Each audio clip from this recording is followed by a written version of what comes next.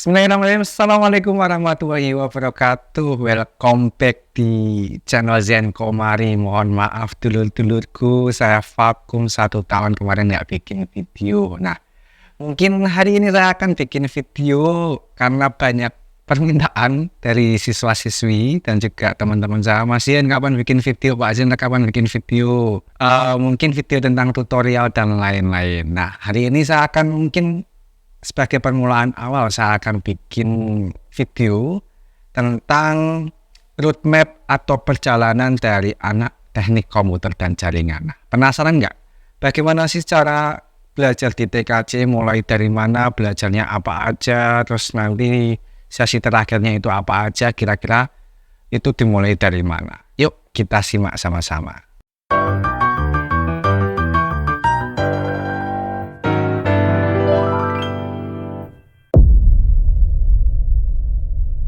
Oh ya, jangan lupa untuk klik subscribe ya kawan-kawan, jadi biar saya makin semangat, dan mungkin karena ini permulaan ya, jadi biar makin semangat jangan lupa di like juga untuk videonya. Oke, untuk langsung masuk ke materinya, yaitu tentang roadmap dari teknik komputer dan jaringan. Bagaimana cara kita belajar di TKJ dan bagaimana apa saja sih yang akan kita dapatkan di teknik komputer dan jaringan. Mungkin kita bisa dimulai dari sesi awal ya. Jadi di nanti TKJ itu kita akan belajar tentang mempelajari tentang sistem operasi. Jadi di sistem operasi ini, sebentar kawan-kawan, saya coba aktifkan dulu ya untuk yang perbesarnya biar makin kece. Oke, mana nih, nggak ada nih. Wait a minute. Jadi nanti di awal kita akan belajar tentang mengenal tentang sistem operasi. Jadi di dunia teknik komputer jaringan itu kita akan diajari berkenalan dengan hardware, software, apa itu perangkat PC, perbedaan dari monitor, alat-alat hardware itu apa aja. Nah, itu mulai dari tingkat pertama. Setelah kita paham tentang perakitan, tentang komputer, dasar-dasar komputer hardware, kita masuk ke softwarenya, yaitu bagaimana cara kita menginstal sistem operasi di dalam sebuah komputer. Nah, setelah itu roadmap pertama sudah kita lewati, kita masuk ke roadmap yang kedua, yaitu tentang memahami jaringan komputer 1 atau memahami jaringan komputer dasar. Nah, di jaringan komputer dasar ini kita akan belajar tentang jaringan komputer yang sangat-sangat sederhana, mulai dari konsep jaringan, protokol jaringan, ada arsitektur jaringan. Mungkin nanti saya akan memperlihatkan ya contoh-contoh dari konsep dasar jaringan. Ya, intinya kita mengenal tentang pengkabelan, ada kabelan dan ada mungkin alat-alat jaringan. Nah, itu berkaitan dengan jaringan komputer 1. Setelah di jaringan komputer 1 kita berjalan lagi di bahasa pemrograman. Nah, di bahasa pemrograman ini kita akan disajikan atau dikenalkan tentang bahasa pemrograman yang akan dipelajari di TKJ. Salah satunya yang sering digunakan biasanya Python, Java, C++. Itu juga ada di materi informatika. Lalu setelah kita memahami tentang bahasa pemrograman, kita masuk ke sesi selanjutnya, yaitu tentang jaringan komputer kedua. Setelah tadi di jaringan komputer pertama kita sudah belajar tentang dasar-dasar jaringan, nanti di jaringan komputer kedua kita akan mengenal lebih dalam tentang TCP/IP, ada topologi jaringan, infrastruktur jaringan, pengaturan jaringan lokal, LAN, WAN, MAN, dan ada horizontal, pelajari tentang protokol jaringan seperti TCP/IP, DNS, DHCP, VPN, dan keamanan jaringan. Selanjutnya setelah jaringan komputer 2 kita lewati, kita akan berjalan lagi. Jadi kita akan mempelajari tentang administrasi sistem jaringan. Biasanya di administrasi sistem jaringan ini kita akan diajari tentang instalasi, konfigurasi, pemeliharaan, dan pemecahan masalah pada sistem operasi dan juga perangkat lunak.